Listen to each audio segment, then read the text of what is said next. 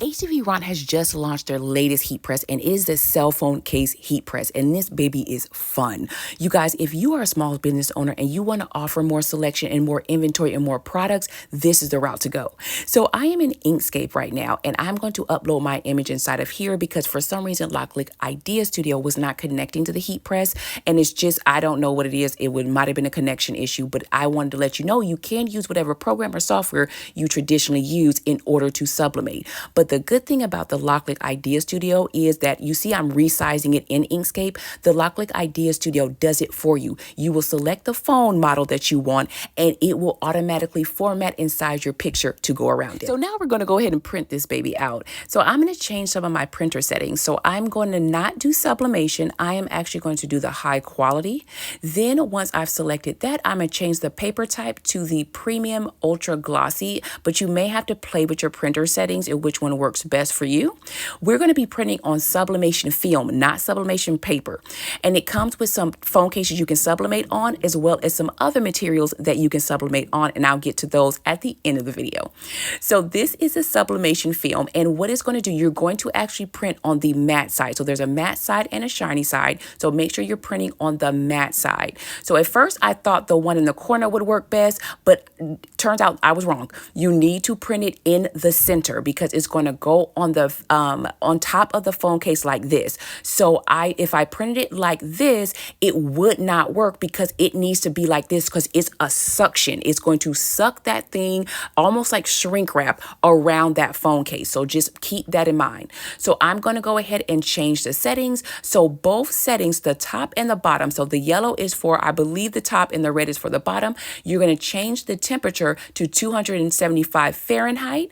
And then once you have that change, you're going to go ahead and change the time. You're going to press it once, and the yellow means it's going to almost be like the iron setting. So you're going to change that bad boy to 5 seconds when it's yellow. But once you get it down to 5, you're going to press it again and it's going to blink red.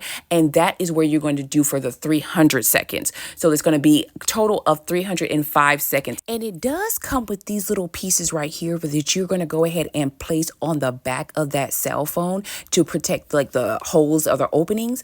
But I found that when I did that, it didn't lay flat. So you see right here, it's not all the way down. It's almost like it creates this like little lift right there. So I just went ahead and said, hey, I'm just going to try it without it. Let me just take it out. And the great thing about this fixture is that it is a universal fixture. So you'll just adjust the fixture to the model of the phone case. And once you have this position in, you're going to place this matte side down. The shiny side is up. You're going to place it on top of it, and you can take some time to kind of position it where you know you want your design to lay, because again, this is going to be like a suction. It's going to suction that thing around it, and once it's on there, it's on there. So just take your time, play around with it, make sure it's in position before you close that thing and press play or press start in order to do it. So I'm just going to go ahead and hit that, and then it's going to, and this thing is quiet, you guys. It is so quiet. It is not noisy at all. And that's one of the features I loved. It's not a noisy machine. So what I wanted to show you guys is it's doing the countdown. We're in real live time. So you're going to see me lift this. No cuts, no edits. This is exactly how it is straight out of it. Look, I was so excited because this was my first time using this thing, and look how pigmented and how colorful this design is. It was literally perfect. So I'm going to do a hot peel. So once it's in, you're going to peel this baby off slowly. And I was actually nervous because I didn't know, first time using it, I didn't know what happened, but look at how amazing this came out. The perfect, like the colors are absolutely perfect. They're exactly how the image I wanted. But I will say you may have to play around with the temperature settings. And again, I'm pointing out right now that there's nothing around the edges. It was all on the film, and everything was absolutely clean. So this is another plate that it comes with, and it comes with all those little shapes because it tells you where to position the other objects. So like this button right here, it's going to go right there in the center because that's where you're going to have to place it in order for it to adhere properly. So I just went ahead and separated this little button because I needed it to lay flat.